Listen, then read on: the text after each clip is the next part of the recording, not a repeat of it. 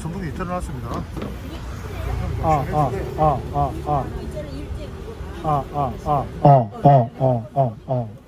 여러분 안녕하세요. 예, 안녕하세요. 안녕하세요. 안녕하세요. 안녕하세요. 네, 오늘 이 더운데 고생 많으십니다. 오늘 너무 더워가지고 이 밖에서 하루 종일 계시면 볼륨 좀 더 높여야 되겠는데. 너무 이게 최대 높인 거 아이가? 힘드실 것 같은데. 됐어. 에코가 많이 들어가네요. 네, 에코는 끝부터 돼. 네, 네. 중간에 게 에코야. 예. 됐어. 오늘 제가 그 5월 30일부터 뭐 무기한으로 투쟁하겠다고 해서 지금 오늘이 53일째인가요? 54일째인가? 53일째? 예. 53일. 야, 참. 근데 이 50여일 동안 이 투쟁하면서 제가 이 국민 여러분께서 너무 많이 도와주시고 해가지고 제가 주말에도 이렇게 계속 나오는데 뭐 괜찮습니다. 열심히 한번 끝까지 한번 가보죠 뭐. 그래서 오늘도 소리 잘 안 들리세요? 예. 자, 오늘은 뉴스를 가짜뉴스 이야기 좀 하겠습니다. 이거 아침부터 어제 저녁부터 말이죠. 이 가짜뉴스 때문에 좀 화가 많이 나실 텐데 가짜뉴스부터 좀 말씀드리겠습니다. 지금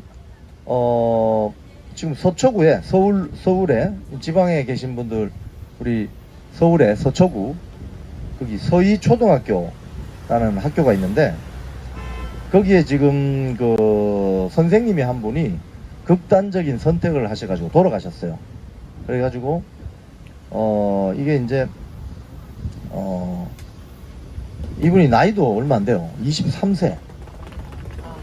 그죠? 23세. 그러니까 초등학교니까 교대 졸업하시고 임용고시를 졸업한 해나 아마 그 다음에 바로 되셔가지고 선생님이 되신 것 같은데 이거 정말 안타깝게 생각합니다. 뭐 어떤 사연이 있든 간에 모든 사람들의 그 죽음 앞에는 우리가 추모하는 마음을 가져야 되겠죠. 고인을 명복을 빕니다. 자, 그런데 문제는 이 살아있는 자들 일부 이 문제 인사들 좀 말씀드릴게요. 이게 이제 이분이 돌아가시고 나서 그 마음 카페 있잖아요. 마음 카페에 희한한 글이 올라왔습니다. 무슨 글이 올라왔냐면은 이 선생님이 학부모의 악질적인 괴롭힘으로 자살했다. 뭐 이런 글이 올라오기 시작했어요. 이게 이제 오늘이 21일이죠. 18일 오후부터. 근데 또 이런 글이 왔어요. 올라왔는데 학부모 가족이 삼선 국회의원이다.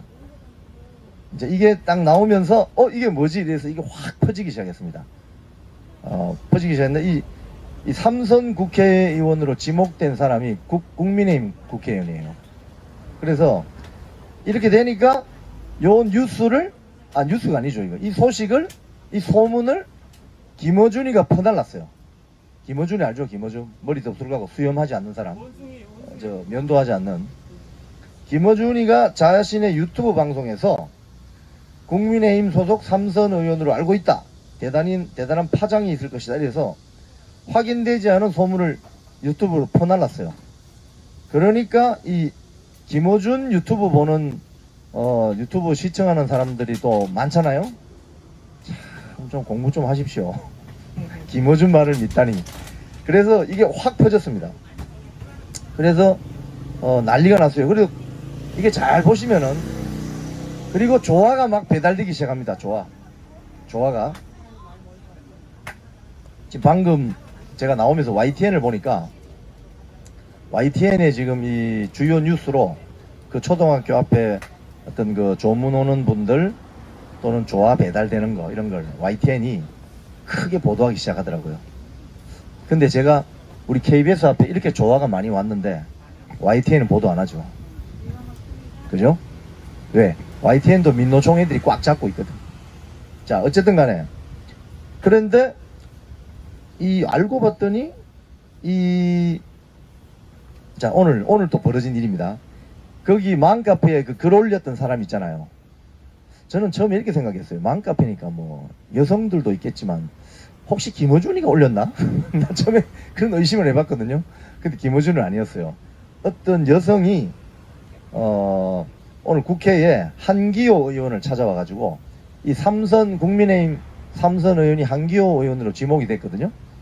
이 찾아와가지고 이 여성이 사전 연락 없이 찾아와서 눈물을 흘리면서 좀 봐달라고 했대요. 용서해달라. 여러분 이거 용서하면 됩니까 안 됩니까? 그래서 한기호 의원이 이렇게 이야기했다고 합니다. 나는 정치 생명이 끝날 정도로 치명타를 입었는데 개인적으로 찾아와서 용서해달라고 하면 용서되는 일인가? 당신은 재미삼아서 썼겠지만 그 글을 직접 본 사람만 3만 명이다. 그러니까 3만 명이 막 퍼날랐을 거 아닙니까? 예? 그럼 뭐 저 김어준 유튜브 보는 사람들 뻔하잖아요. 성향을 보면. 그죠? 막 퍼날랐겠지. 이거 봐라 이거 국민의힘 국회의원 삼선 국회의원에 뭐 손자 손녀가 있는데 걔들을 뭐 좀 이 교사가 지도하려고 하다가 어쩌고 저쩌고 해서 교사를 괴롭힐 것이다. 이런 식으로 또 이제 괴담을 만드는 거죠. 괴담을 만드는 겁니다. 딱 걸린 거지 요번에. 자, 그런데 이 김어준 우리 시청자 여러분들 다 아시죠?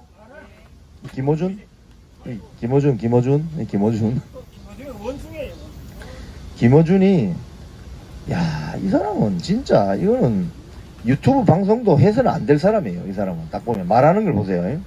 이 가짜 뉴스가 살포된 데 대해서 이게 오늘 10시 기사니까 방송에 나와서 오늘 아침에 정확하지 않은 정보라 정정한다고 하면서 방송 끝나기 전에 추가 취합된 내용이 있어서 정확하지 않은 정보였다고 정정하긴 했습니다만 혹시 못 들은 분이 있을까봐 다시 정정한다. 이 건은 추가 취재 통해서 보다 신뢰할 만한 정보가 취합되면 다시 알려드리겠다. 이거 보세요. 똑같아요. 김희철이하고. 자기가 잘못했다는 소리를 절대 안 해. 이 자들의 속성이 이거 김희철 사장 똑같잖아요. 자기가 잘못했다는 소리 안 하잖아요. 똑같아요. 자기가 잘못했다는 소리 하나도 안 해요. 그래서 추가 취재해서 정보가 취합되면 알려드리겠다. 뭘 추가 취재해? 다 팩트가 드러났는데 그 이상한 여성이 지금 거짓말 올린 거 아니야? 그걸 김어준이 당신은 그걸 그대로 옮겨서 소문을 옮겨서 마치 사실인 것처럼 방송을 했잖아. 그럼 당신은 수사받아야 돼. 뭘 추가 취재해? 아, 김어준 지긋지긋하다. 김어준 정말 지구를 떠나라. 아, 정말 본인이 잘못했으면 잘못했다고 일단 사과를 해야 될 거 아니에요. 방송이 잘못됐으면 잘못했다고, 내가 가짜뉴스였다고 사과를 해야지. 잘못했다고 사죄하지는 않고 추가 취재해서 뭐 방송을 하겠다? 추가 취재할 게 뭐 있어요? 다 드러났는데. 그 글 쓴 사람이 거짓말 올렸다고 오늘 한기호 의원한테 찾아가서 죄송하다고 좀 살려달라고 싹싹 빌었는데 그럼 다 끝난 거 아니야? 그러면 자기도 이거 확인되지 않은 소문을 방송에서 죄송합니다 시청자 여러분 이렇게 이야기를 해야지. 뭘 추가 취재해? 이 김어준 면도나 해. 면도. 이발소 갈 돈이 없나? 이발소 가서 머리도 좀 깎고 말이야. 아유 정말. 이 김어준 씨는 말이죠. 이 기사에 보면 오늘 기사를 보면 이게 데일리안인가요? 기사를 보면은 이 사람이 옛날 그 딴지일보부터 그죠? 딴지일보가 원래 한 20년 됐잖아요. 하여튼 이 아저씨가 10여 년 전부터 이 기사 내용입니다. 세월호 고의 침몰설, 오세훈 생태탕 연루설, 음모론자입니다. 음모론자. 음모론자. 모든 사건이 터지면 그 배후에 무슨 음모가 있을 것이다. 음모론. 이런 사람 말 믿고 이 생활하다가는 큰일 납니다. 큰일 나요. 세월호 고의 침몰설. 뭐 잠수함이 와가지고 이스라엘 잠수함이 와가지고 세월호 밑을 때려가지고 이 배가 넘어졌다는 둥. 미군 잠수함이 와가지고 때렸다는 둥. 이야 정말 제가 바다 분야를 조금 공부를 하고 있기 때문에 서해 바다에는 미군 핵 잠수함이 못 옵니다.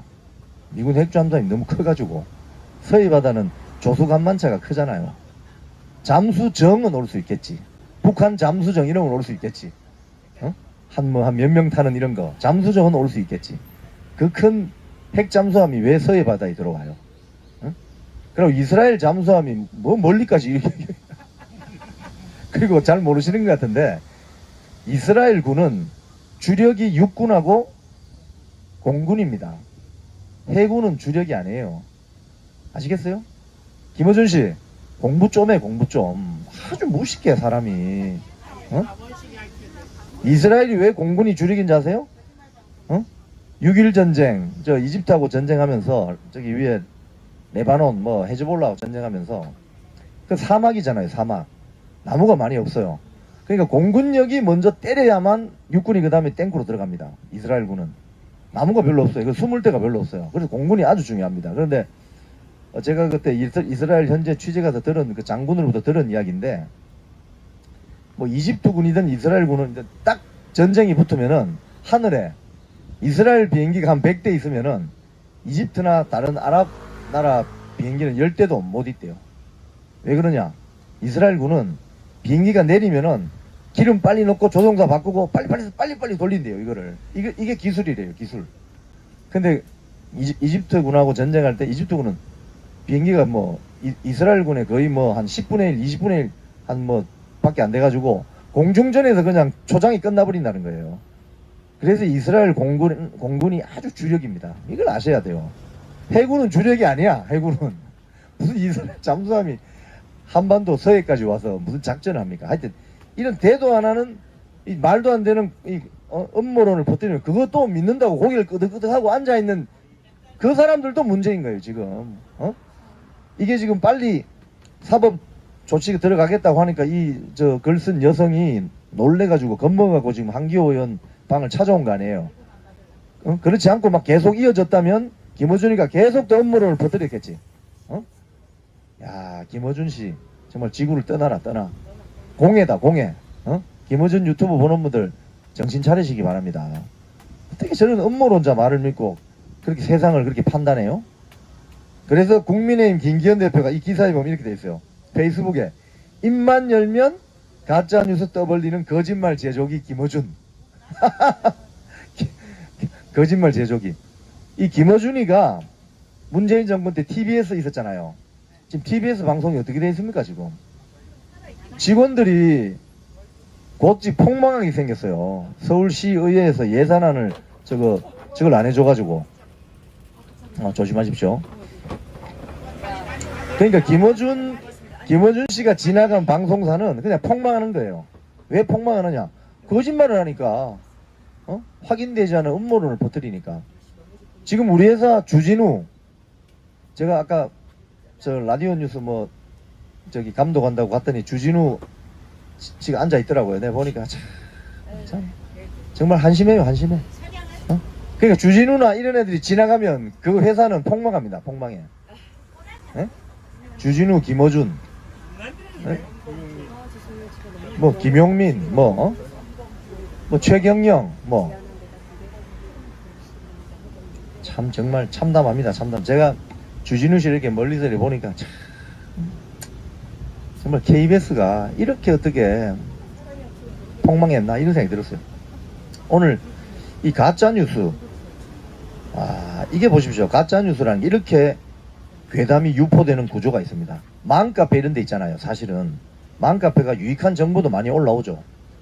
많이 올라오는데 거기에 일종의 선수들이 있는 것 같아요. 선수들이 뭐 확인되지 않은 정보를 퍼뜨리고 누가 뭐라고 하더라 카드라가 많은 거죠. 그러니까 그게 몇 번 돌아가지고 김어준이나 주진우 이런 애들이 확인되지 않은 정보를 퍼뜨리는 거죠. 그러면 또 그거 믿고 그냥 저게 맞는 모양이야 해서 절망하고 막 힘들어하고 눈물 흘리고. 아이고 정말 귀가 그렇게 얇아서 어떻게 사세요? 귀가 그렇게 얇아서. 이 한국 사람들이 귀가 얇은가? 그러니까 한국에 지금 사기죄, 무고죄가 그렇게 많다는 거 아니에요? 무고 저 사건, 사기 사건 이런 거. 귀가 얇아. 아우. 그러니까 예를 들어서 지금 김어준, 그리고 이 여성, 이거 단죄해야 되겠죠, 강력하게. 한기호 의원님, 절대 봐주지 말고 사법 처리 확실하게 하시기 바랍니다. 지금 얼마나 국민들이 그 소식을 듣고 충격을 받았어요. 이야기를 교묘하게 만들어내잖아. 지금 돌아가신 분 참 우리가 명복을 빌지만 우리가 그분 돌아가신 사유에 대해서는 저는 사실은 너무 알고 싶지 않아요. 왜냐하면은 그분도 다 무슨 사연이 있었을 거 아닙니까? 그죠? 개인적인 사연. 이런 걸 우리가 너무 알 필요 없어요, 사실은. 그분의 개인적인 어떤 일이니까. 프라이버시가 있잖아요. 이걸 또 시시콜콜하게 또 그렇게 하면 이게 본인이나 고인이나 또 고인의 유족들이 힘들어합니다. 그래서 우리 언론도 너무 이런 건 있잖아요. 개인이 어떤 극단적인 선택이나 이런 부분에 대해서 너무 시시콜콜하게 전달하려고 하면 안 됩니다. 왜냐하면 그 프라이버시잖아, 프라이버시. 유족들만 알면 되는 거예요. 내가 그걸 알아서 뭐해? 내가 그 사람하고 무슨 관련이 있어요? 그런 프라이버시는 좀 존중해주고. 제가 경험이 하나 있습니다. 제가 20년 전에 영국에 있을 때 토요일이었어요. 토요일 날 이제 수업이 없어서 제가 시내에 가서 뭐 밥 먹고 유학생들하고 뭐 좀 떠들고 놀다가 집으로 오는데, 기숙사로 오는데 경찰차가 와 있었어요. 거기 제가 있던 기숙사 옆에 사우나라고 있었습니다. 사우나. 영국에서 사우나는 성매매하는 곳입니다. 사우나라고 돼 있어요. 영어로 사우나. 한국 사람들이 처음에 거기 사우나 하는 줄 알고 들어갔다면 큰일 납니다. 아주 검은 거울로 이렇게 돼가지고 안이 안 보여요. 근데 안에서는 밖이 보여요. 뭐 그렇게 이제 가본 사람들 이야기 하더라고요. 근데 거기도 경찰차가 있더라고요, 밤에. 제가 그래도 직업이 기자지 않습니까? 제가 딱 경찰차를 보는 순간 제가 여기 무슨 사건이 났다. 뭐 사람이 죽었나 이렇게 생각했어요, 저는. 그래서 보니까 경찰들이 막 무전을 하고 막 하더니 저는 그 바로 옆에 기숙사라서 그냥 조금 보다가 갔어요. 그 다음날 아침에 BBC 뉴스를 보니까 거기 화면을 찍어가지고 뉴스가 나오더라고요. 뉴스 내용이 보고 내가 진짜 깜짝 놀랐습니다. 어젯밤에 거기서 성매수자였던 영국 노동당의 아주 고위 간부가 죽었어요. 거기서 죽었는데 방송이 어떻게 나오는 줄 압니까? 제가 깜짝 놀랐습니다. 뭐 성매매, 사우나 이런 이야기 일절 없고 영국 노동당의 모 씨가 어제 웨일즈 카디프에서 숨졌는데 그 다음 기사가 아주 재밌습니다. 이분은 아주 훌륭한 일을 했고 이런 일을 했고 이런 일을 했고 아주 좋게 기사가 나가더라고요. 그래서 제가 깜짝 놀랐습니다. 한국 같았으면은 한국 같아서 난리가 나. 그냥 예를 들자면 민주당 국회의원이 성매매하는 곳에서 죽었다 이러면 난리가 났을 텐데 기사를 그렇게 처리하더라고요. 그래서 제가 이거 희한하다. 제가 그때 그러니까 그렇게 기사를 처리하는 뭔가 나름대로의 전통과 매뉴얼이 있는 거예요. 그게 고인에 대한 배려나 하여튼 우리가 그런 거 그 사람이 가서 성매매하는 거 그 사람 자유 아닙니까? 영국은 성매매가 합법이든가 그래요. 근데 그 사람이 거기 가서 성매매하는 거는 개인의 일이잖아요. 프라이버시란 말입니다. 그죠? 그래서 언론이 그걸 보도를 안 해요. 그 죽은 사실만 보도하는 거예요. 죽은 사실만 보도하고 생전에 이렇게 좋은 일을 많이 했다. 뭐 영국 정치계의 어떤 업적을 이루고 이런 이야기를 하더라고요. 그래서 제가 20년 전이었지만 참 놀랐습니다. 그 기사 보도를 보고. 그래서 영국은 보수 신문이 더 타임스고 좌파 신문이 더 가디언입니다. 우파 신문이 더 타임스, 좌파 신문은 더 가디언인데 제가 그래서 다 신문을 다 사봤어요. 양쪽 다. 약간 중립적인 게 더 인디펜던트라고 있어요. 다 보니까 기사 내용이 거의 똑같아요. 이분이 뭐 생전에 이런 좋은 일을 많이 했다. 영국 정치에 큰 공로가 있다. 이렇게 나가더라고요. 뭐 사우나에서 성매매에다 주고 때리는 거 안 써요. 우리 언론도 이런 대목에서는 조금 자성해야 될 때가 됐어요.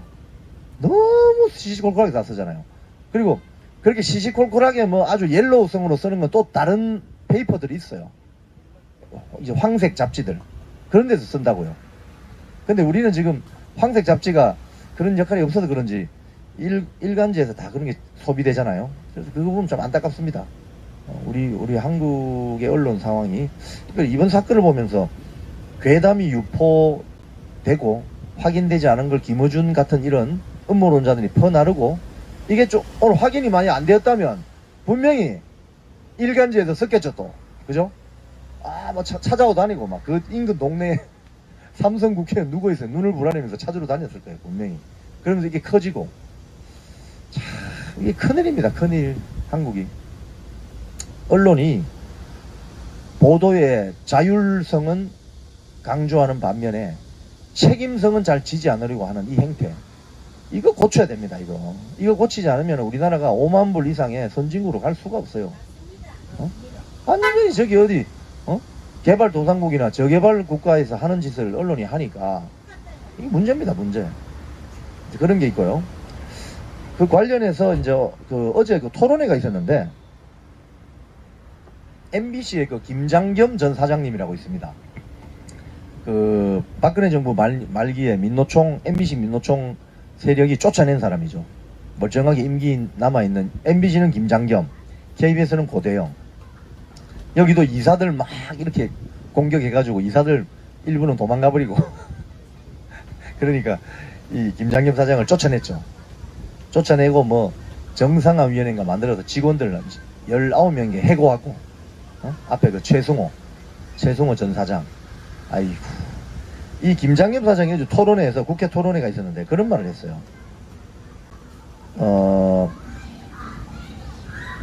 내년 총선을 앞두고 민노총 언론노조가 장악한 KBS, MBC, YTN 노영 방송들이 편파 조작 왜곡 보도를 일삼는데, 이번에 그 후쿠시마 오염수 괴담 선동과 확산에 나섰다 이렇게 비판하면서, 이대로라면은 내년 총선을 앞두고 지금까지 한 번도 경험하지 못한 상상을 뛰어넘는 극한의 조작, 편파, 왜곡 보도를 접할 것이라는 우려와 예상도 빗나가지 않을 것이다, 이렇게 이야기했어요. 저도 똑같이 생각합니다. 제가 김장겸 사장님하고 한 번씩 뭐 식사도 하고 만나서 좀 말씀도 나누고 하는데, 되게 이분이 좀 남자다워요. 시원시원해요. 사람이 이렇게 구질구질하네요. 남자가 딱 만나보면은 이건 이거고 저건 저거고 확실해요, 선이. 그런데 지금 내년 총선을 앞두고 지금 보십시오. 후쿠시마 처리수 관련해서 막 지금 뭔가 좀 해보려고 하잖아요, 좌파 세력에서. 그럼 진짜 잘 안 먹히죠. 왜냐하면 이 국민들께서 2008년 광우병 사태에 학습이 돼가지고, 아이고 저것들 또 시작하는구나, 이런 생각을 많이 하거든요, 사실은. 그리고 IAEA가 그 레포트에 뭐라고 했습니까? 안전하다고 했잖아요. 그러니까 뭐라고 합니까? 민주당 국회의원이라는 사람들이 가서 IAEA를 거부하고 새로운 기구 만들자고. IAEA가 유엔 산하 기구인 줄 모르나 봐요. 진짜 공부 좀 하세요, 공부 좀. 참. 그러니까 이게 어쨌든 간에 그 괴담이나 이걸 만들어 가지고 지금 한번 좀 엎어보려고 하는 거예요. 그래서 지금 개딸들 집회하는 곳이나 저기 뭐 촛불행동 집회하는 거, 제가 우연히 아까 유튜브 검색하다 보니까 그 뭐 촛불행동 집회가 있어서 그 그림을 보니까, 그 동영상을 보니까 윤석열 퇴진 이런 걸 들고 흔들더라고요. 대통령 뽑은 지 지금 몇 년 됐는데 벌써 퇴진이야. 그래서 이게 사실상 대통령 선거의 결과를 승복하지 못하겠다는 내심이 깔려 있는 거 아닙니까? 그죠? 깔려 있고, 건수 하나 생기면은 또 박근혜 대통령 탄핵하듯이 하겠다는 요 속내 아닌가 싶어요. 그럼 말라고 저 선거했냐고. 대통령 선거 왜 했냐고. 응? 참 큰일 났습니다, 지금 우리나라. 선거를 왜 하느냐면요, 중국 공산당은 모택동이 그 이야기 했을 거예요. 권력은 총구에서 나온다고 그랬죠. 권력은. 그 말은 무슨 말이냐면, 칼부림 잘해서 잡는 놈이 임자다, 이겁니다. 칼부림 잘해서 권력 잡는 게 장땡이다, 이 말이거든요. 그러니까 중국 공산당은 이 총석이 바뀔 때마다 난리가 납니다. 난리가 나. 때로는 막 탱크가 왔다 갔다 하고. 왜? 투표를 해서 지도자를 안 뽑으니까. 투표를 해서 동물의 세계, 동물의 왕국 아시죠? 시청자 여러분. 동물의 세계에서 늙은 수사자가 어떻게 운명을 맞이합니까? 젊은 수사자 몇 마리 와서 물어 죽여버려요, 늙은 수사자를. 그럼 늙은 수사자는 그게 운명인 줄 알고 죽어요.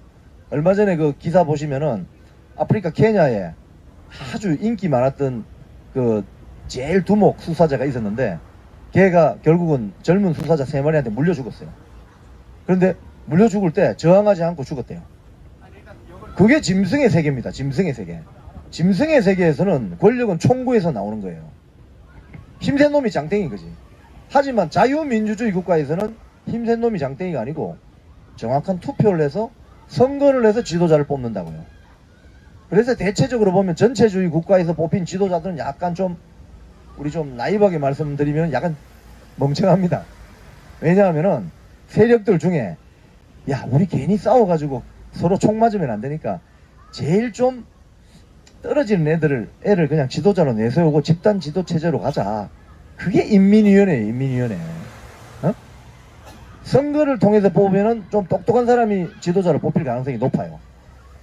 그게 선거의 장점이고 소위 말해서 짐승이 아닌 인간이 인류가 문명화된 인류가 만인을 위한 투쟁을 하지 않고 선거로 지도자를 뽑는 과정이 자유민주주의 국가에서 선거라는 제도입니다.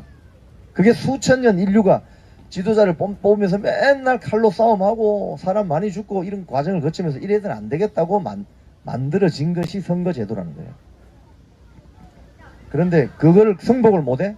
그럼 저기 권력은 총구에서 나온다는 그런 나라로 좀 가세요. 어? 그런 나라로. 그런 나라 가서 살아라고.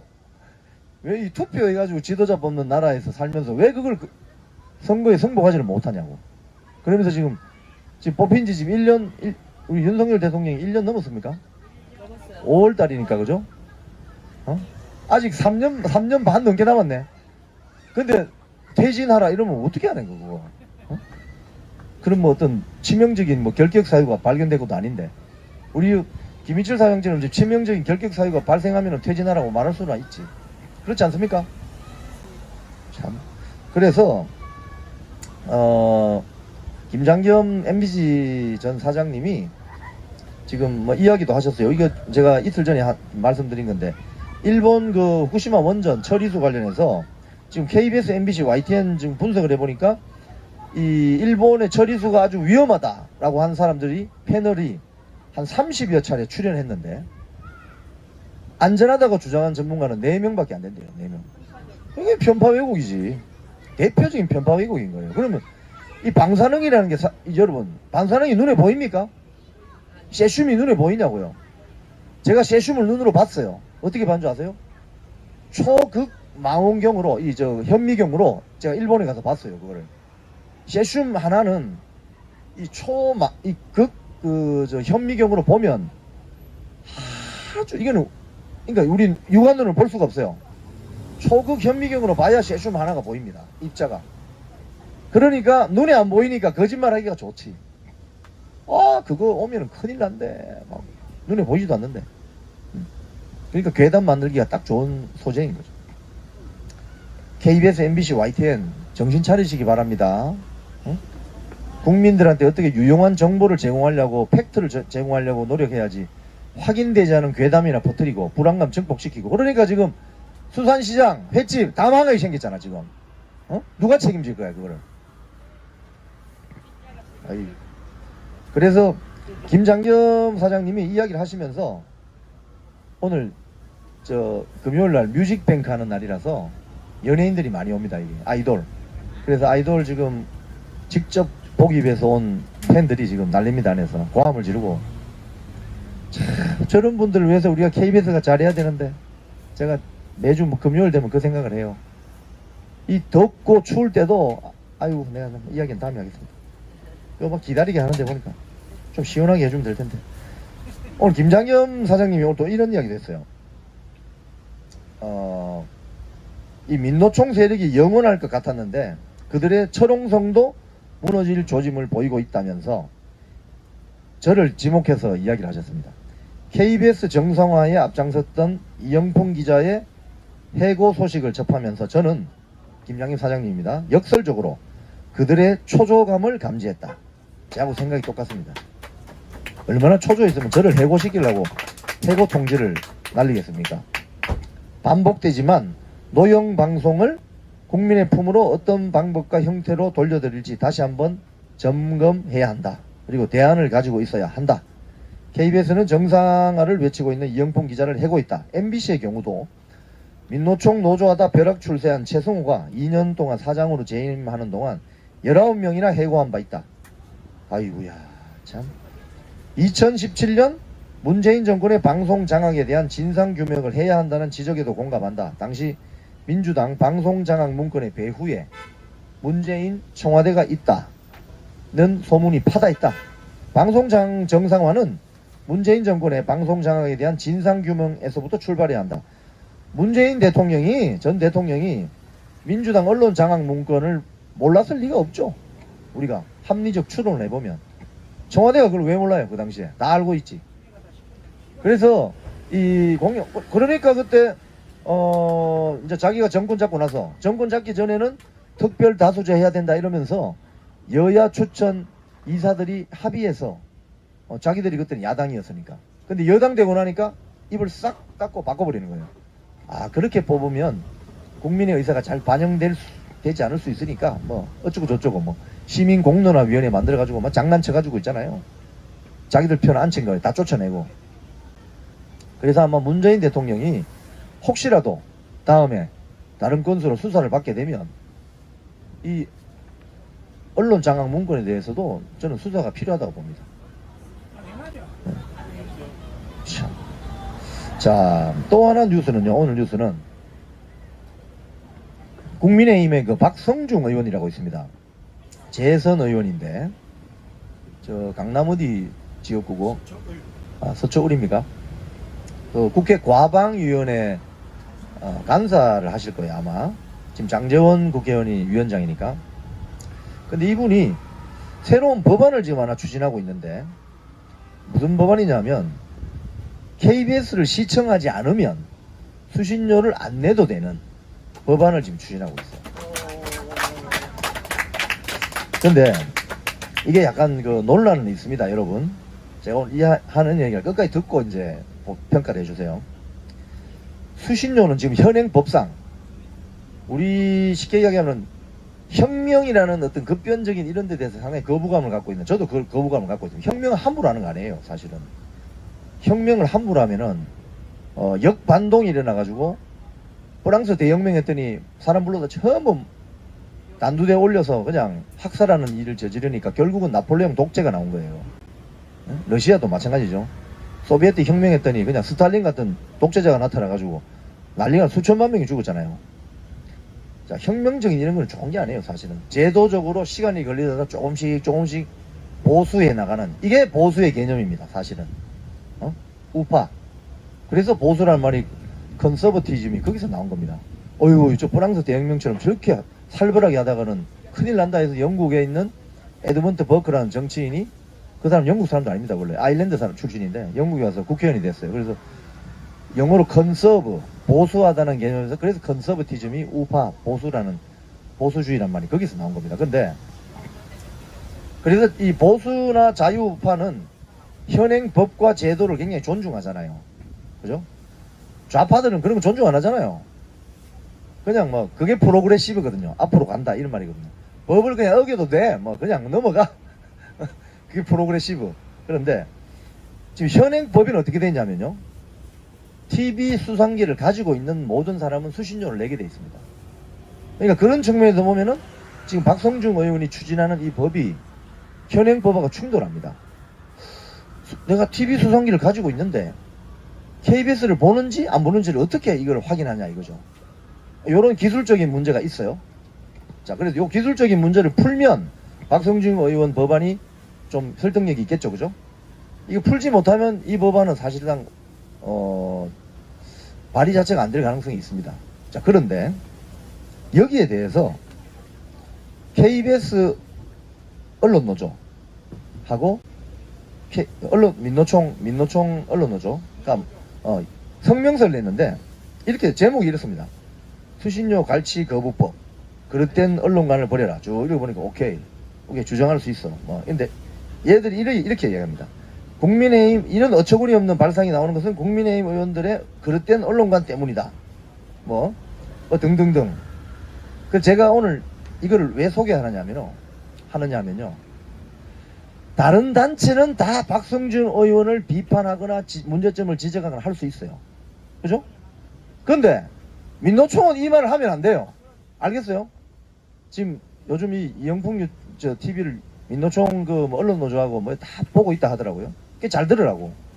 다른 사람이나 다른 단체는 이런 이야기를 할 수 있어요. 박성중 의원 이거 법안이 잘못된 거예요. 뭐 그릇된 언론관. 당신들은 하면 안 돼. 당신들은 왠 줄 알아요? 6년 전에 민주당이 작성해준 공영방송 시나리오 문건대로 당신들이 했잖아. 이 완장차고 홍위병 2,000명이 이 안에서 KBS, MBC를 그냥 무법천지로 만들고 그럼 그건 그릇된 언론관 아닌가? 다른 사람들은 다 이런 이야기를 할 수 있으나 당신들은 뭐 하면 안 된다고. 어디다가 오늘 이런 성명서 올려가지고 말이야 짜증나게 만들어. 모든 발언에는 발언할 수 있는 자격이 있다고. 당신들은 그런 자격이 없어. 어? 당신들은 그 지금 자숙하고 있어야 돼 지금은. 응? 이 국민들의 이 성난 민심을 몰라? 안 보여? 투표하래. 투표도 안 하고 말이야. 전 KBS는 투표하는데 투표했어? 한 2천 몇 명 비던데. 그거 당신들 아니야? 왜 투표 안 해? 어? 참네 진짜. 제가 그래서 이 기사를 보면서 아이고 정말 해소해도 너무한다.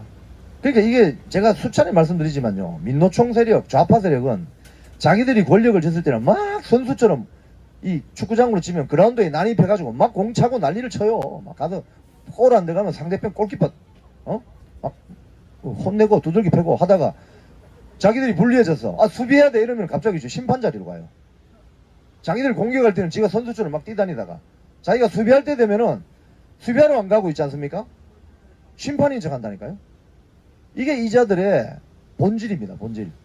자기들이 유리하면 완장차고 적폐청산, 불리하면은 언론 탄압한다고 심판인 척. 그러니까 그게 명분이 있어요. 발언의 명분이. 여러분들이 민노총 여러분들이 이 수신료 갈취 거부법 그릇된 언론관을 버려라고 말할 수 있으려면 민주당 언론 장악 문건에 대해서 문제점을 이야기했었어야 된다고. 6년 전에 어디다가 완장차고 회사를 엉망을 해놓고 말이야. 민노총 세력들이 다 사장, 부사장, 본부장, 실국장 다 해놓고 이제 와서 무슨 그릇된 언론관이야. 당신들한테 올바른 언론관이 있기나 하나? 편파 왜곡 불공정 방송하는 게 그냥 밥 먹고 하는 일이 그거면서 말이야. 어디다가 지금 그릇된 언론관을 지금 주장할 수 있어. 자격이 없다니까. 자격이. 여러분들은. 그러니까 당분간 자숙해. 머리 숙이고 떠들지 마. 공해야 공해. 김어준하고 똑같아 보면 하는 짓이.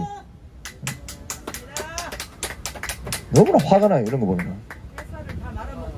제가 김어준 씨의 뭐 개인적인 취향을 제가 공격하는 건 아닙니다. 하지만 너무 화가 나기 때문에 면도해. 면도. 나도 청결투쟁하는데. 근데 뭐 TV에서 있을 때 출연료를 많이 받아가지고 돈은 좀 있을 텐데 왜 이발을 안 하지? 참. 아이. 그래서 저 시청자 여러분, 이 확인되지 않은 괴담이나 이런 가짜 뉴스로 있지 않습니까? 여론을 호도하는 세력은 정말 이거는 엄벌해야 됩니다. 엄벌에 쳐야 됩니다. 국가를 망쳐요. 국가를 망쳐. 국가를 망친다고. 자, KBS 이사들 또 이거 또 나왔습니다. 지금 남영진 이사장이 지금 수백만 원을 썼는데 잊을만 하면 또 제가 리마인드를 지켜드려야 돼요. 짜장면 430그릇에 해당하는 중국집 법인카드 결제한 거 있죠. 그리고 뭐 언론인들 뭐 누구 만났다고 이러면서 다 김영란법 위반한 이 사항들이 있죠. 오늘 들어보니까 여기 나오신 권익위원회 조사관 4명이 권익위에서 조사를 제일 잘하는 사람들이래요. 그 남영진 이사장 탈탈 털리게 생겨서 지금 조사를 엄청 잘하는 분들이 센 분들이 오셨나봐요. 그래가지고 오늘까지 하는데 조사를 연장할지는 아마 오늘 저녁에 방송 끝나고 나면 알 수 있을 것 같아요. 그런데 다른 이사들 것도 지금 다 털고 있거든요. 제가 이 유튜브에서 말씀드린 것처럼 이 법인카드 털려면 있지 않습니까? 국민의힘 추천, 민주당 추천 가리지 말고 다 털어주시기 바랍니다. 다 털어주시면. 왜? 그 돈이 국민의 돈이니까. 6년 전에 민노총 세력이 이사들 법인카드 털 때 민주당 이사들 거는, 민주당 추천 이사들 거는 문제 삼지 않았어요. 여의도 여기 앞에 가서 단란주점 가가지고 몇십만원 그건 민주당 추천 이사가 있었거든요. KBS 출신. 문제 삼지 않았어요. 근데 자유한국당 추천이라고 강규영 이사는 김밥 3,500원 결제한 거 그거 문제 삼았잖아요. 그거 털어가지고 학교 앞에 가서 데모하고 학교에 그 재단 법인에서 놀래가지고 학생들이 놀래고 이런 짓을 했단 말이에요. 근데 KBS 제1노조는 그렇게 하지 않아요. 국민의힘 추천이든 민주당 추천이든 법인카드 쓰면 다 털고 있습니다. 그런데 제일 먼저 확인된 거 민주당 추천 이사. 네, 누군지 알아요? 여기 앞에 요 여의도에 유명 백화점 큰 거 하나 있죠. 새로 생긴 거. 거기 가가지고 몇십만 원을 긋고 거기에 뭐 썼는지 누구 만났는지 이게 소명하게 돼 있거든요. 없어요. 블랭크야. 블랭크. 딱 걸렸어. 책임져. A 이사. 내가 누구라고 안 하겠지만 누군지 알고 있어.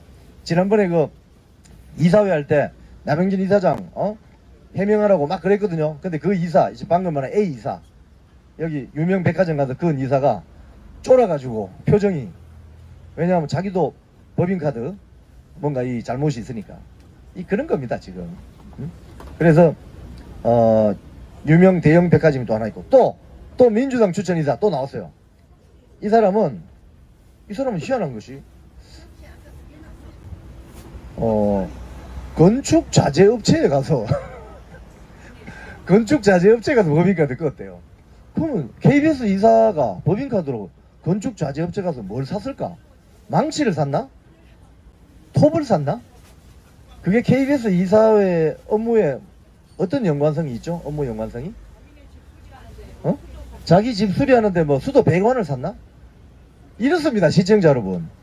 여러분이 낸 수신료 2,500원이 1년에 7,000억이 되는데 이런 자들의 법인카드 결제에 쓰인다고요. 이거 놔둬도 되겠습니까 이거? 건축자재 가서 뭐 샀는지 해명하세요. B 이사님. 망치를 샀는지 뭐 톱을 샀는지 뭐 본인의 취미가 미장인가? 미장공사인가? 뭐 콘크리트를 사서 뭐 어디 발랐나? 이야, 진짜 이거 정말 이거 보면요 어떻게 이런 사람들이 KBS 이사가 되었을까? 정말 한심합니다. 한심해. 예? 이 KBS 이사들이 쓰는 어떤 그 법인카드 그 다음에 자료조사비 뭐 회의비 이런 거 있잖아. 이거 전면 다시 이거는 조정하지 않으면 안 됩니다. 거기 들어가는 돈이 다 국민의 쌈짓돈이잖아요. 근데 이렇게 쓴다니까요. 건축자재 업체 가서 뭐 망치 샀나? 집에 망치가 없는 모양이죠. 참. 또 C이사 이 사람은 또 휴일에 있잖아요. 휴일에 강남의 그 부자 동네 거기 가서 딱 그 자주 가는 식당이 있어요. 거기 가서 계속 반복적으로 밥을 사 먹었다는 거예요. 누구 만난 거지? 근데 휴일에 왜 일해요? 이사가 그렇게 바쁘나? 휴일에 왜 그렇게 일을 하냐고? 휴일에 그렇게 열심히 일했는데 KBS가 이 모양이 됐나 지금? 수상하기 짝이 없는 거지. 그러니까 휴일에 누구 만난지 이것도 소명해야 돼요 사실은. 그래서 권익위 조사관들이 이걸 다 털고 있거든요. 자 휴일에 강남의 아주 부자 동네 레스토랑에 갔는데 뭐 예를 들자면 뭐 30만원치 먹었다 이러면 누구 만났어요? 왜 만났어요? 이거 따질 거거든요. 이거 해명 안 되면 책임져야지. 자기 돈 다 내놔야 되는 거예요. 그 돈이 당신 돈이 아니잖아. 국민들 수신료로 낸 국민들 돈이지. 하여튼 그렇게 열심히 일했는데 회사는 왜 이 모양일까? 아이고 참. 여기에 이제 있었고요. 지금 이 TV에 대해서 지금 우리 KBS가 1TV, 2TV가 있잖아요. 시청자 여러분 조금 연세 드신 분들은 기억하시겠지만 1980년 전두환 정권 들어서기 전에는 우리 2TV가 원래 동양방송 TBC였습니다. TBC. 동양방송은 서울하고 부산에서만 있었을걸요 아마. 저도 어릴 때 부산에서 자랐기 때문에 부산 TBC가 그때 KBS나 MBC보다 더 재밌었어요. 왜냐하면 마징가 제트를 했거든. 만화영화 마징가 제트. 마징가 제트 그 일본 영화잖아요 원래. 그레이트 마징가 뭐 이런 거 있지 않습니까? 그 흑백 TV 시절이었지만은 만화영화가 재밌는 게 많았어요 TBC가. 그래서 TBC를 많이 봤습니다. 저는 여기 오신 홍수환 선생님 말씀도 본인이 그때 외국 나가서 사전 5기로 이길 때 생중계 방송 한 대가 TBC입니다. 그래서 그때만 해도 KBS는 채널이 하나밖에 없었어요. 기억하시죠? 아마 그 이후에 저 후배들은 그것도 몰라요. 지금 여기 안에 있는 후배들이 왜 민노총 세력의 그 어떤 틈바구니에서 헤어나지 못하느냐. 사실상 민노총 노예들처럼 내가 보니까 불쌍해요. 이 후배들이 그 역사를 잘 몰라요. TBC가 뭔지, 뭐 ETV가 왜 언제부터 KBS가 됐는지 몰라요. 그런데 전두환 정권이 언론사 통폐합을 했지 않습니까? 그러면서 TBC를 가져와서 그냥 KBS에 갖다 붙여버린 거예요. 그게 ETV입니다. ETV. 그래서 사실은 또 이야기하면은 또 민노총 세력이 난리 날 거예요. 제가 그때 작년에 국회에 가가지고 수신료를 OECD 수준으로 인상해야 한다는 걸 전제로 앞으로 KBS 2TV, 1TV를 분리를 검토해 할 수도 있다, 이런 내가 발표를 했거든요. 수신료 인상을 OECD 수준이면 수신료 얼마인 줄 압니까? 한 달에? NHK가 한 18만원 되고요, 1년에. 지금 KBS 수신료가 1년에 3만원 아닙니까? 그죠? OECD 수준 NHK 18만원, BBC 25만원, 독일 ZDF 35만원입니다. 신문 구독료하고 똑같아요.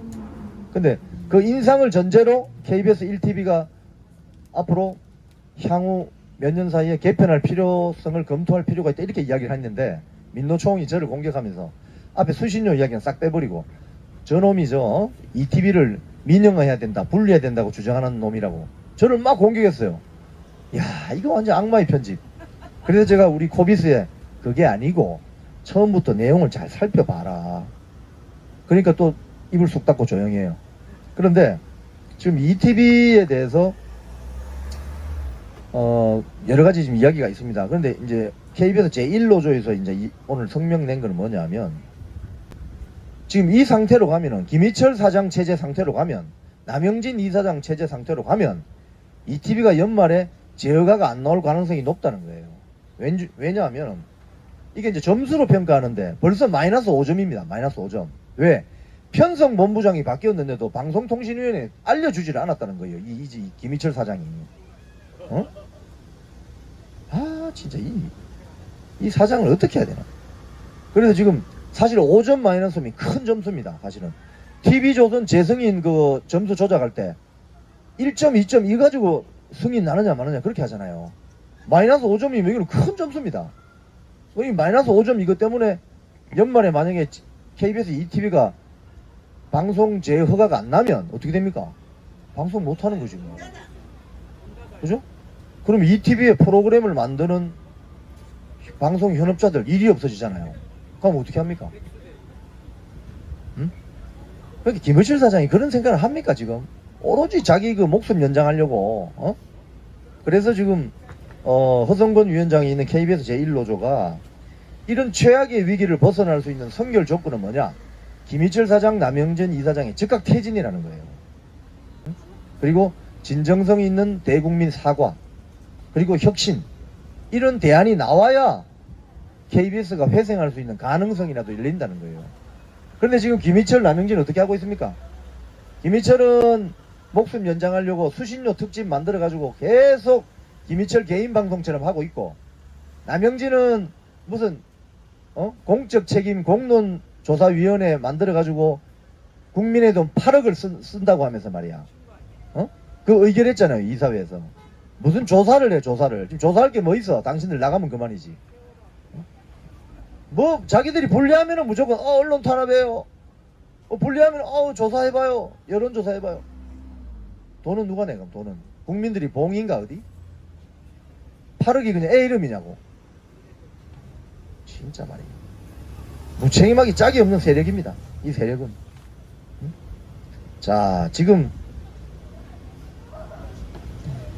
직원들이 김희철 사장 퇴진 찬반 투표를 했잖아요. 그동안 PD협회가 65% 찬성을 했잖아요. 그럼 나가라, 김희철 나가라. 65%. 기자협회가 49%인가 5%인가 했는데 기자협회에서 탈퇴한 기자까지 합치면 한 50몇 프로 나가라 됐잖아요. 근데 협회원들이 다 투표를 하지 않고 협회장들이 판단을 해서 김희철 나가라고 성명서를 쓴 곳이 경영협회, 기술인협회, 영상제작인협회, 뭐 이런 협회가 있습니다. 근데 이 협회들이 요번에 전 KBS 직원 찬반 투표, 김희철 사장 퇴진 찬반 투표 할 때 저 민노총이 투표를 안 하니까 자기들이 그럼 우리도 다시 투표하자 해서 투표를 했어요. 오늘 결과가 나왔어요. 지금 7시 아니 이제 나왔겠네. 기술인 협회까지 이제 나올 겁니다. 7시 이제 지났으니까. 자, 직능연합협회라고 있습니다. 직능연합협회. 여러 가지 직종이 있습니다. 여기서 113명 중에 85명이 투표해서 75%의 투표율을 보였는데 퇴진 찬성이 몇 명인지 압니까? 85명 투표했는데 85명 전원 100% 김희철 나가라. 퇴진 찬성이다. 우리 인에서 아주 좋았어. 화끈해. 예. 그러니까 투표자의 100%가 김희철 사장 퇴진에 찬성했습니다. 이 직능연합 우리 KBS 제1노조 손성호 부위원장이 이 직능연합협회 협회장도 했거든요. 우리 손성호 부위원장 그 개인적으로 호랑이띠인데 화끈해요. 아주 좋아. 아주 좋아. 아주 좋아. 저 사실 뭐 이거 좀 약간 또 번외 이야기인데 그 허성근 위원장이 말띠입니다. 손성호 위원장이 부위원장이 호랑이띠, 제가 개띠잖아요. 그래서 누가 그 이야기 해주더라고요. 주역을 이 책에 보면 그런 이야기가 나온대요. 4살 터울로 이렇게 해서 개띠 말띠 호랑이띠가 잘 어울린대요. 근데 제가 사실 작년에 정책실장 하면서 저하고 허성근 위원장하고 손성호 부위원장이 굉장히 트러블 없이 잘 지냈습니다. 다 제 후배이긴 하지만. 그래서 제가 손성호 부위원장이 보면 스타일을 알죠. 화끈하군. 100% 축하해. 좋았어요. 그 다음에 경영협회가 투표를 했는데요. 440명이 있습니다. 이 440명 안에는 민노총 조합원도 있어요. 민노총 조합원. 자, 사실은 이 직능연합협회도 이 노조가 있어요.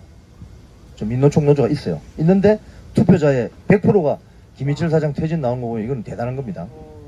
그 다음 경영협회는 어떤 직종이냐면 회계, 행정, 감사 이런 거 있잖아요. 이런 업무를 하는 분들인데 이분들이 사실은 굉장히 보수적입니다. 440명 중에 320명이 투표하셔서 72% 투표율인데 찬성이 90% 나왔어요. 90%. 찬성이 90%. 290표. 이거 경영협회 투표율이 찬성 투표율이 굉장히 중요합니다. 왜냐하면 경영협회는 굉장히 한쪽으로 이렇게 치우치는 법이 없어요. 별로. 경영협회원들이 좀 성향이 그렇습니다. 약간 중도쯤에 해당한다고 봐요, 사실은. 근데 찬성률이 90%. 김희철 사장 바로 아웃! 이거로. 그 다음에 여기 이제 민노총 노조원들이 많은 영상 제작인 협회, 여기도 투표를 했습니다. 195명 중에 112명이 투표했네요. 투표율이 57%입니다. 딱 아시겠죠? 민노총 세력이 투표 안 한 거예요. 투표를 떨어뜨린 거지. 57% 했습니다. 근데 여기에서 투표한 사람의 83%가 김희철 사장 퇴진 찬성. 자, 이렇게 나왔습니다. 자, 그러면 이거 대충 추이를 보면은 알 수가 있죠.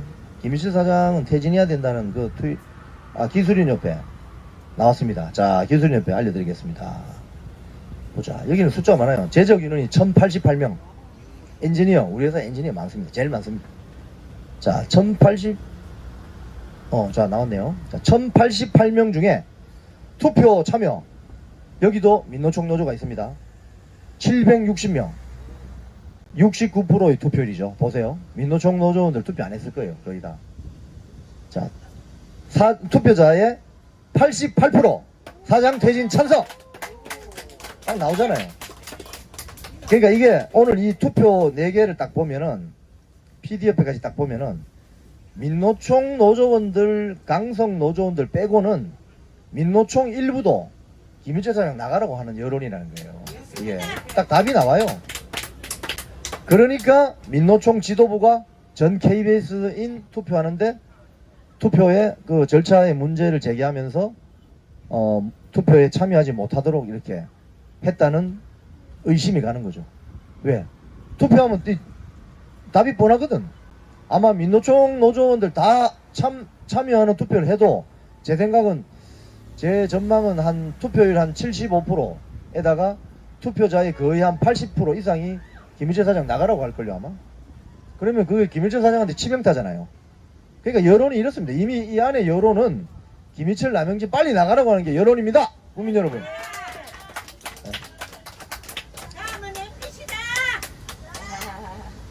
근데 MBC 이야기 하시니까 여기 KBS가 민노총에서 해방되고 나면 MBC로 불이 붙잖아요. 그럼 MBC는 더 혼날 겁니다. 왜냐하면 여기에서 우리가 근육 단련을 많이 했기 때문에, 헬스를 많이 해가지고 여기 참 어렵게 지금 53일 이렇게 우리가 처음부터 세운 거 아닙니까? 텐트 세우는 거, 우리 여기 한동훈 삼촌 TV님, 우리 윤 PD님 뭐 다 많이 계시지만은 처음에 이게 셋업하기가 어렵지, 한번 셋업이 되면은 요 그대로 가져가면 되거든. 그럼 바로 그냥 며칠 안에 MBC 민노총 기대하고 있어. 올 가을에 이제 혼날 거야. 두고 봐. 예, 기대하세요. 저도 거기 많이 갈 겁니다. 두고 보세요. 자, 오늘 마지막으로 전해드릴 뉴스는 이 사람입니다. 이 사람. 시청자 여러분, 이 사람 누군지 아시죠? 한상혁 전 방통위원장. 이 사람이 TV조선 재승인 점수를 조작해가지고 그 밑에 윤석열 이사가 그때 구속됐죠, 그죠? 결국 그것 때문에 KBS 이사에서 날아간 거 아닙니까? 완전히 잡범이죠, 잡범. 공문서 조작 같은 걸 하고 말이야. 그런데 거기 총책임자가 한상혁인데 그때 그렇게 이야기했다는 거 아닙니까? 이거 어떻게, 혼날 것 같은데? 그래서 제가 그랬잖아요. 누구한테 혼나? 누구한테 혼나는? 문재인 대통령한테 혼나는 거지. 그죠? 청와대로부터 혼나는 거지. TV조선이 그나마 좀 문재인 정권의 비판적인 매체였으니까, 와, 이거 큰일 났는데, 이거. 그래서 점수 조작한 거 아니에요, 그죠? 근데 이 사람이 그 본인에 대한 면직 처분 효력을 유지한 법원의 결정에 불복해서 항고했는데 기각됐답니다. 오늘 기각됐답니다. 서울고법 행정 7부 오늘 면직처분, 한상혁 면직처분 집행정지 신청을 받아들이지 않은 1심 결정에 한상혁이가 낸 항고를 기각했습니다. 네, 기각했습니다. 근데 제가 이 사람한테 말씀을 드리면서 다른 분들한테도 제가 드리고 싶은 말씀인데요. 아마 이 관련자들은 이 말이 무슨 말인지 알 거예요. 옛 말씀에, 옛날 어른들 말씀이 틀리는 게 하나도 없습니다. 제비가 낮게 날면은 며느리야 빨리 걷어라. 그 경험적으로 나요, 경험적으로. 그죠? 비 온다. 그죠?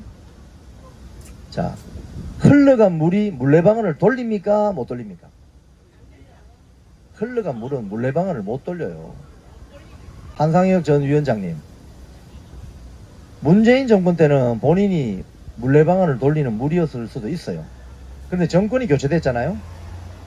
지금 한국에는 미국처럼 미국에는 플럼북 제도라는 게 있습니다. 시청자 여러분, 이것도 한국에 언젠가 생길 거예요. 이것도 시행착오로. 플럼북이 뭐냐면, 대통령이 바뀌면은 대통령이 임명권을 가지는 자리가 수만 개가 있습니다, 미국에. 그럼 대통령이 딱 바뀌면은, 예를 들자면 방통위원장은 대통령이 딱 바뀌면은 바로 집에 가버리는 거예요. 예? 국민권익위원장 전현희 대통령 바뀌면 바로 집에 가는 거예요. 이 플럼북 제도를 만들어야 됩니다, 한국도. 그래서 대통령이 바뀌고 정권 교체가 되면은 누가 이야기 안 해도 그날부로 딱 정리하고 집에 가는 자리가 정해져야 돼요, 한국도. 이걸 국회에서 법을 만들어야 됩니다. 근데 아마 내년 총선 이후에 만들어질 수 있을지 모르겠네요. 지금 민주당 그 만들려 하겠어요? 그죠? 기대할 게 없어요, 저 당이 지금. 그래서 플럼북 제도가 한국에도 생기면 참 좋겠습니다. 그래야 한상혁, 전현희, 지긋지긋하다, 김의철은 언론사니까, 하여튼 등등 있는데, 이분들에게 드리고 싶은 말씀이, 흘러간 물은 절대 물레방아를 돌리지 못합니다. 그걸 아세요, 좀. 옛날 어른들 말씀이 틀린 게 하나도 없어요. 자, 그리고 제가 하나 더 말씀드리면,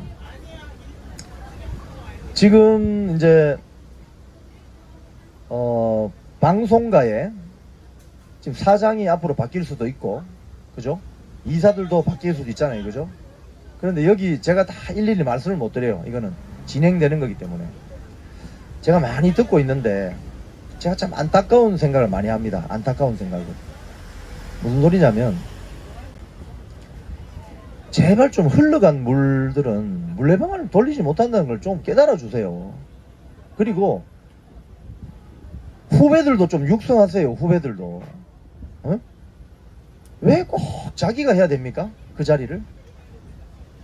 한 분들은 후배들을 좀 육성해 주세요. 후배들을. 우리나라의 좌파 정치 세력이 잘하는 것 중에 하나가 후배들 육성하는 겁니다. 후배들을 계속 길러내잖아요. 예? 아스팔트에서 열심히 화염병 던진 애들, 구속돼서 군대 안 간 애들, 이런 애들 보좌관으로 쓰고, 또 일 잘하면 국회의원 만들고, 그래서 윤미향이한테 그 사고를 쳐도 아무도 이야기를 못 하잖아. 민주당 안에서는. 예? 지금 우파 세력 안에 여러 분야가 있겠지만 후배들을 좀 육성하시기 바랍니다. 제발. 왜 그거를 자기가 꼭 해야 돼? 이제 그 연배 되시면 좀 골프나 치시고, 좀 이 손자들 좀 맛있는 거 좀 사주시고, 좀 인생을 즐기십시오. Life is beautiful. 젊은 후배들을 좀 육성하세요. 그래야 물레방아가 좌파든 우파든 물레방아가 잘 돌아갈 거 아닙니까? 정말 제가 오늘 여러 이야기를 들었는데 제가 다 말씀드릴 수는 없고 안타까워요, 정말. 저 옛날 어르신 말씀 한마디만 더 드릴게요. 나이 들어서 존경받는 방법. 경상도 네, 사투리 한번 해볼까요? 경상도 버전. 표준말로 먼저 할게요. 입은 닫고 호주머니는 열어주세요. 이게 나이 들어서 존경받는 자세입니다. 저도 지금 54세잖아요. 제가 한국 나이로. 그러면 KBS 안에서는 굉장히 시니어입니다. 시니어. 뭐 저 정년이 60세라고 하면 이제 한 5년밖에 안 남았지 않습니까? 시니어입니다. 그러면은 후배들을 만나면 어떻게 됩니까? 밥을 사야죠. 그리고 말수를 줄이고, 그리고 후배들이 또 좋아하는 거는 그냥 카드 주면 제일 좋아합니다. 사실은 선배들이 식사 자리에 오는 거 별로 안 좋아합니다. 후배들은. 근데 이거 거꾸로 하면 어떻게 됩니까? 말은 많이 하고 호주머니 닫아버리면 후배들 제일 싫어합니다. 그래서 이 말을 경상도 버전으로 하면 주디는 닫고 주디는 닫고 보게또는 열어라. 이거 아닙니까? 포켓의 경상도 말 버전이 보게또 아닙니까? 그죠? 거의 일본 말 비스무리한데, 저 나이 연배가 올라갈수록 저도 마찬가지입니다. 이제 KBS에는 저는 아주 시니어예요. 시니어. 이 시니어가 존경받는 방법은 주디는 닫고 보게또는 열어라 이러면 됩니다. 근데 거꾸로 하는 사람이 더 많아. 이게 문제입니다. 문제. 그래서 흘러간 물은 물레방아를 돌리지 못한다. 그리고 존경을 받을 수 있는 방법은 입은 말수는 줄이고 호주머니는 완전 오픈해라. 이러면 존경받습니다. 시청자 여러분, 재미나십니까? 네, 아유 감사합니다. 오늘 금요일인데요. 일주일을 그냥 막 달려왔습니다. 제가 사실 이번 주는 지난주 목요일 날 해고 통보를 받았기 때문에 이번 주 한 주는 사실 조금 마음이 무거웠습니다. 무거웠는데 저는 즐기기로 했습니다. 즐기기로 했습니다. 뭐 이래가나 저래가나 우리의 그 직진 열차는 직진입니다. 바로 제가 어제 말씀드렸지만 이 비둘기 열차 저 김희철 KTX하고 한번 때리 박아 볼랍니다. 끝장 직진으로 달려가겠습니다. 네, 우리 고함을 하고 오늘 브리핑 마치겠습니다. 입만 열면 편파 왜곡 방송 자행하는 김희철 남영진을 즉각 파면하라! 파면하라! 파면하라! 보도 참사, 경영 참사 도저히 못 참겠다. 김희철 남영진을 즉각 수사하라! 수사하라! 수사라! 수사라! 김희철 남영진 즉각 집에 가라! 집에 가라! 집에 가라! 집에 가라! 감사합니다. 주말 잘 보내시기 바랍니다.